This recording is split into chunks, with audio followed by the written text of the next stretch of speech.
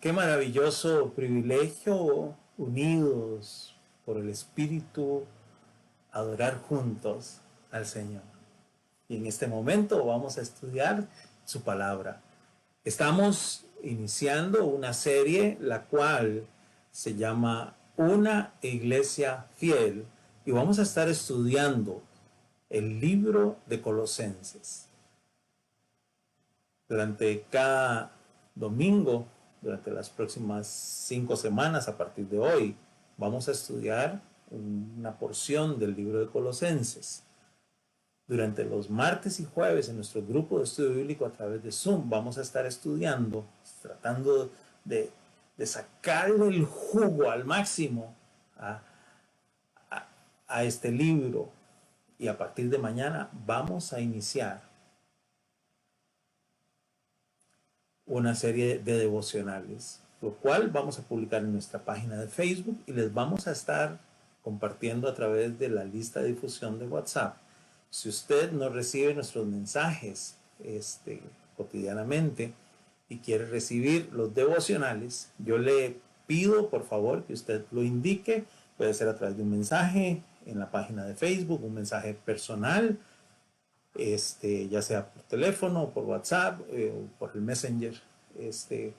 Háganoslo saber para enviarle a partir de mañana los recursos con los cuales vamos a estar haciendo los devocionales del libro de Colosenses durante las próximas semanas. Así que no se lo pierda. Queremos exponernos a la palabra de Dios para que Dios nos hable y nos transforme. Y el día de hoy vamos a hacer una introducción.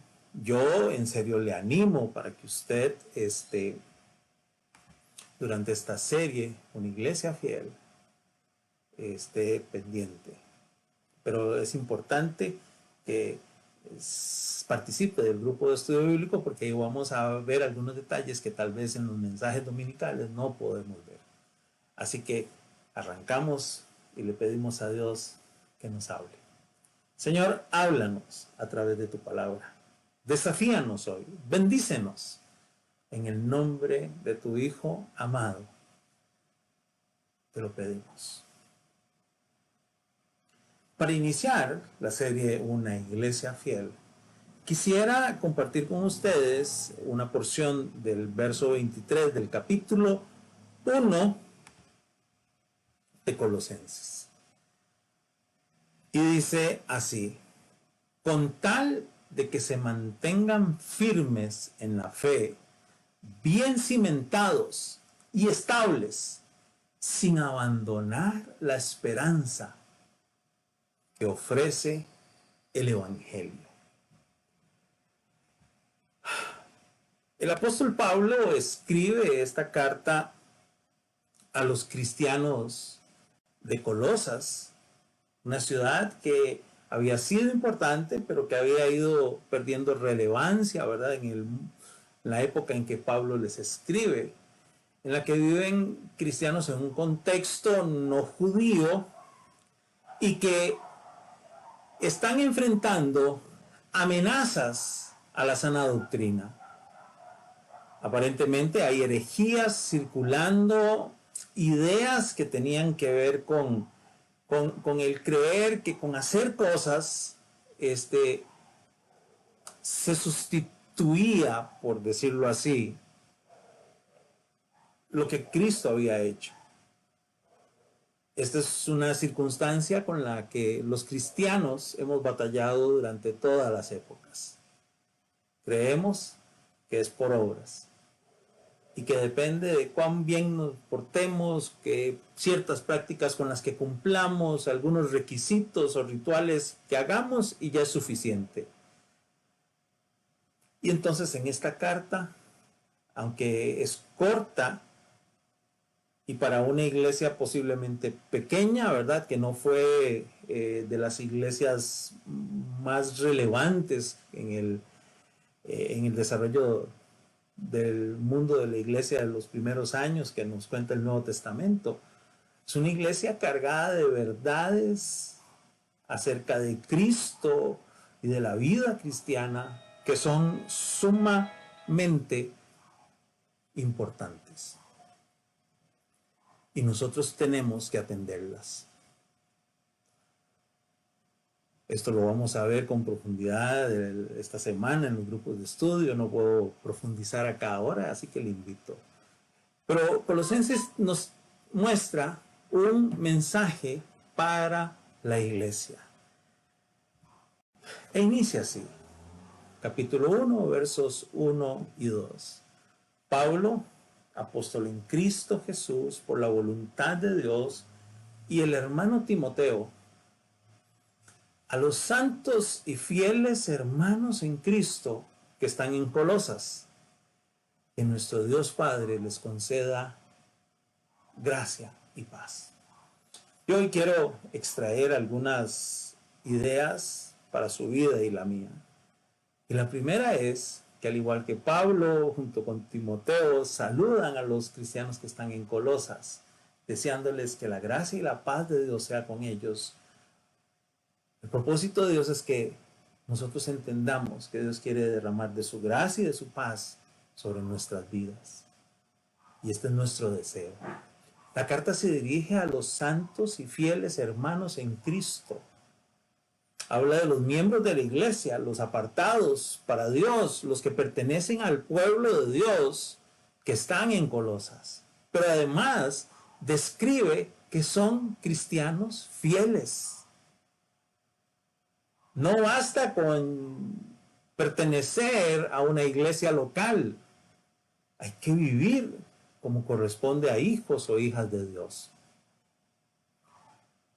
La pregunta es, si hoy nos dirigieran una carta para desearnos que la gracia y la paz de Dios esté con nosotros, ¿se referirían a nosotros como cristianos fieles? ¿Se referirían a usted o a mí como cristianos fieles? ¿Nos distinguirían por ser santos? Y santos, recordemos que tiene que ver con ser apartados para Dios. Ser parte del pueblo de Dios es ser alguien que está consagrado, dedicado, apartado para Dios, para hacer su voluntad, para cumplir sus propósitos. ¿Qué tipo de persona ve la gente en usted? ¿Qué tipo de carácter es el que reflejamos? ¿De alguien apartado para Dios y que es fiel a Dios o no?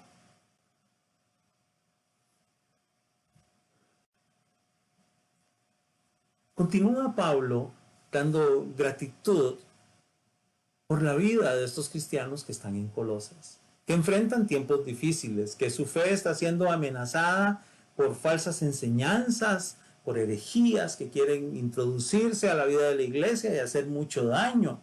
Esta carta es relevante porque si eso hubiera perseverado, seguido en el contexto de la iglesia de esa época, hubiera causado mucho daño. Por eso es la relevancia de advertir al pueblo de Dios.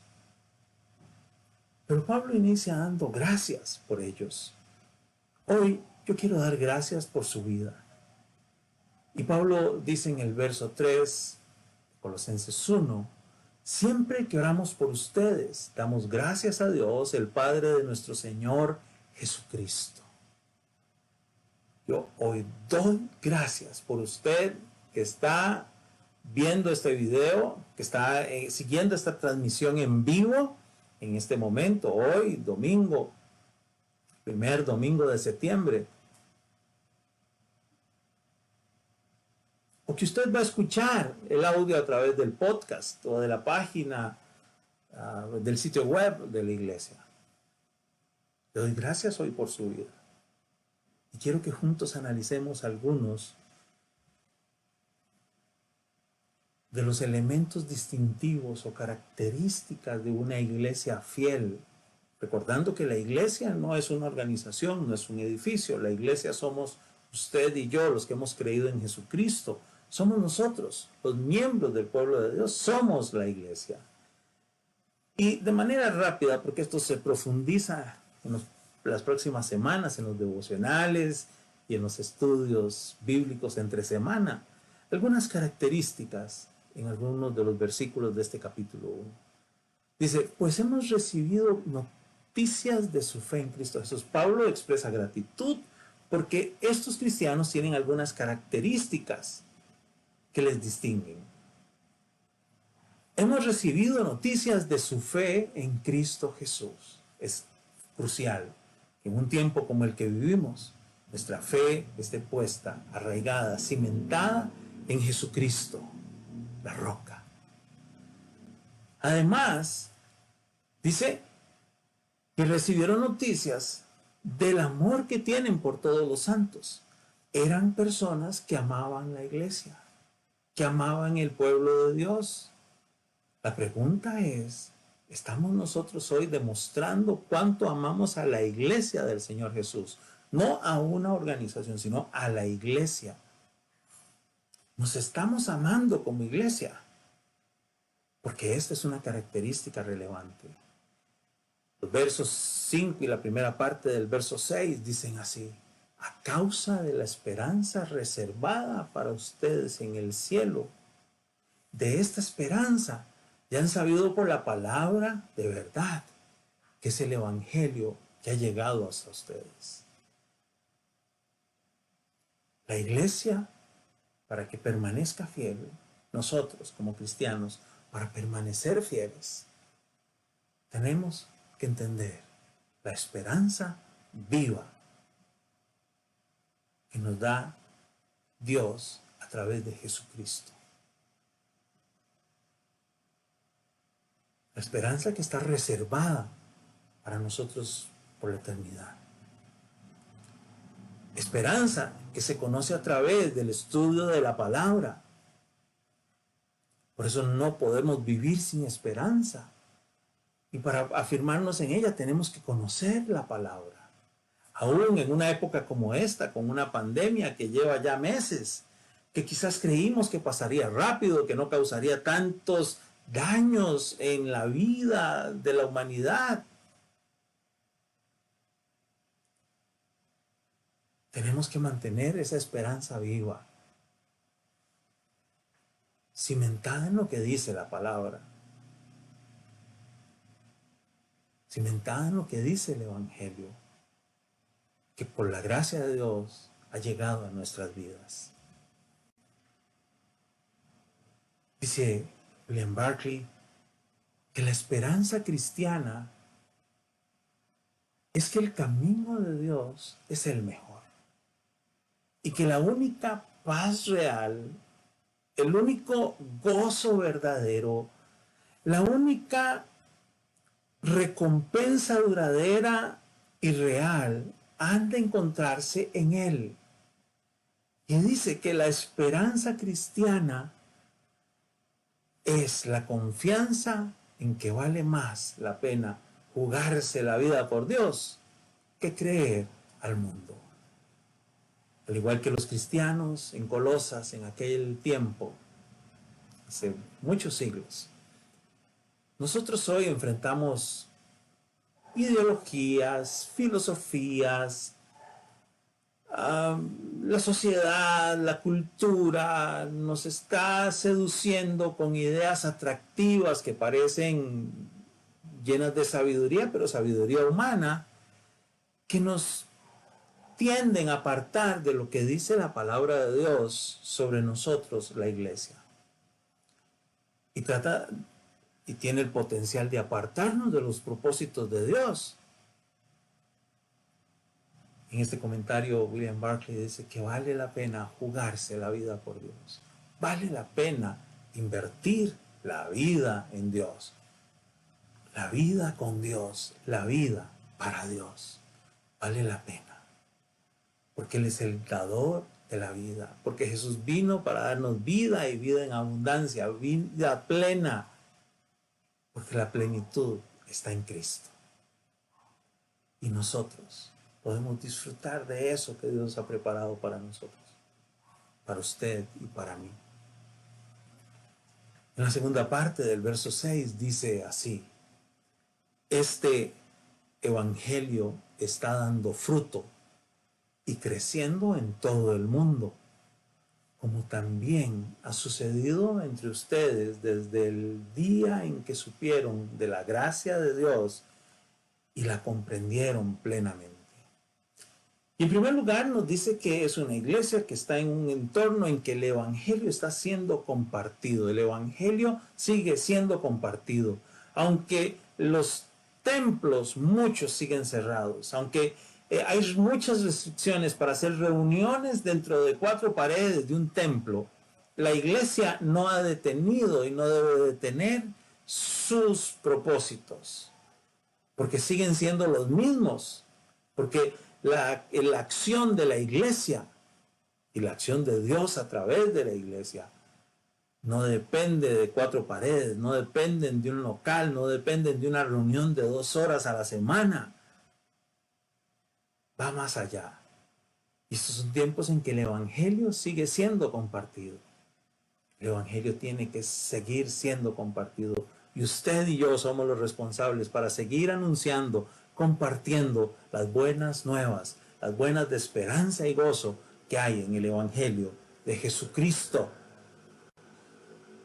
Nuestras vidas tienen que ser vidas fructíferas, porque dice que así como el evangelio está dando fruto en todo el mundo, como también ha sucedido desde el día en que conocimos la gracia de Dios.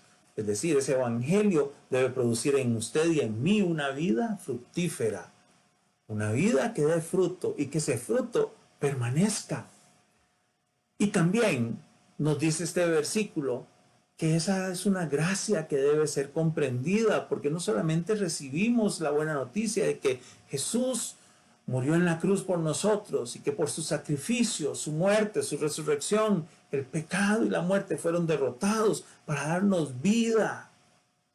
Y yo debo entender completamente, plenamente esa gracia. Y posiblemente duraré toda mi vida tratando de entenderla, porque es una gracia tan enorme, es una gracia a veces incomprensible para mí, pecador, sabiendo que no lo merecía. Por su gracia, hoy soy hijo o hija de Dios. Somos hijos de Dios. Usted es hijo o hija de Dios. Soy hijo de Dios. Y aún siendo hijo de Dios, se me da el privilegio de servirlo, compartiendo el evangelio. ¡Qué honor más grande! Y en el verso 7 nos dice, así lo aprendieron de Epafras, alguien que sirvió entre los colosenses. Dice, nuestro querido colaborador y fiel servidor de Cristo para el bien de ustedes.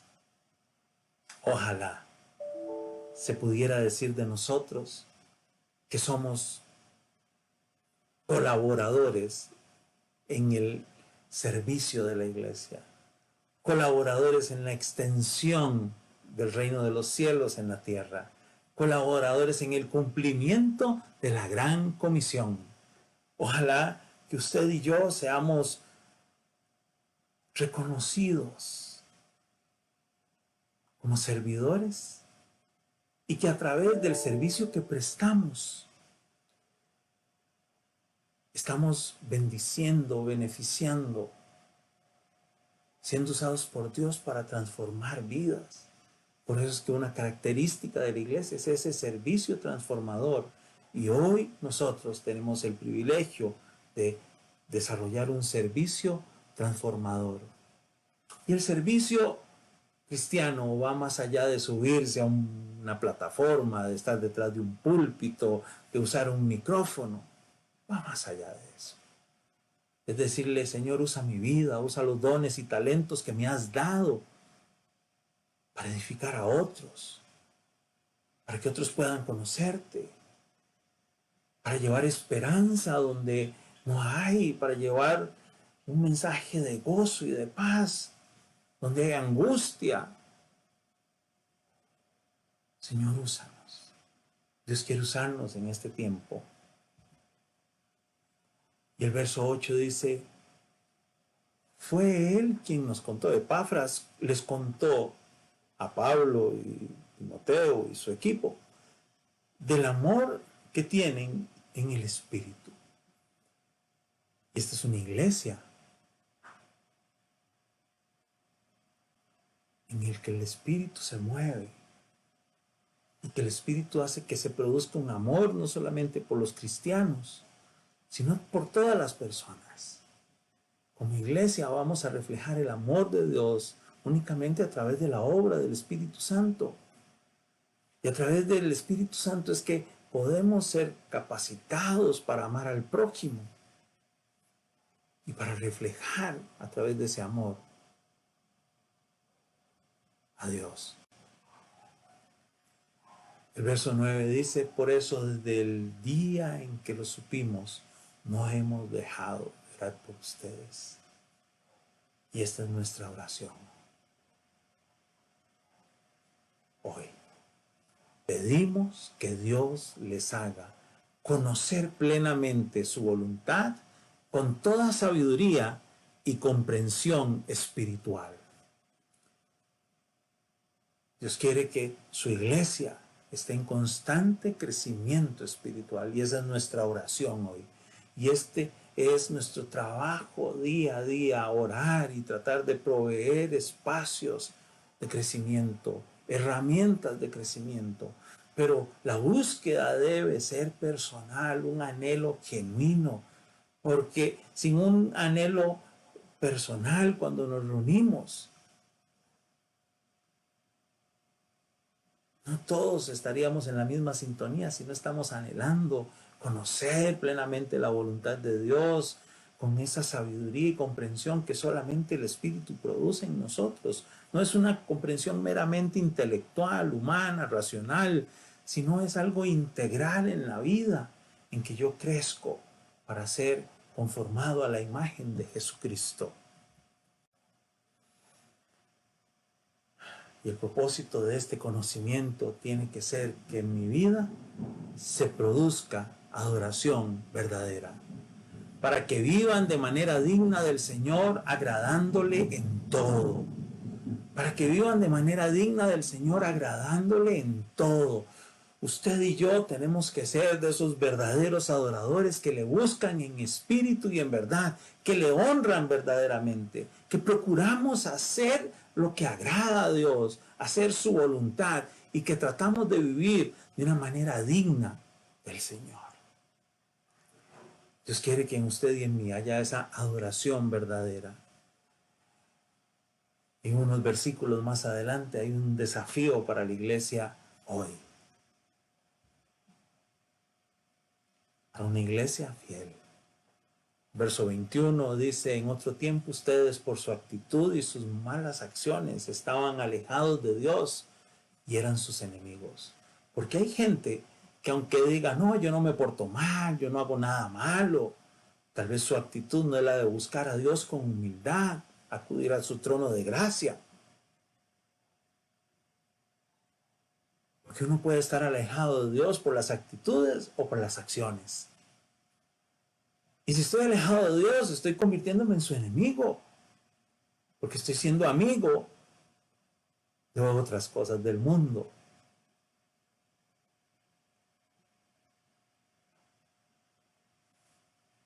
Pero eso era en otro tiempo, antes de conocer el mensaje renovador del Evangelio.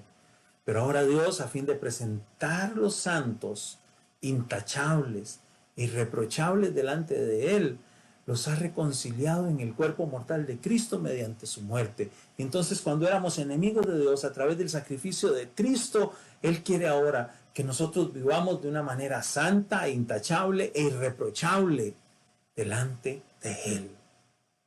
Para eso nos reconcilió. Para que nuestra manera de cambiar y nuestra actitud ante la vida fuera diferente. Porque ahora vivimos para Él, para honrarlo a Él, para agradarlo a Él. Y el verso 23 en la primera parte, que es nuestro verso lema.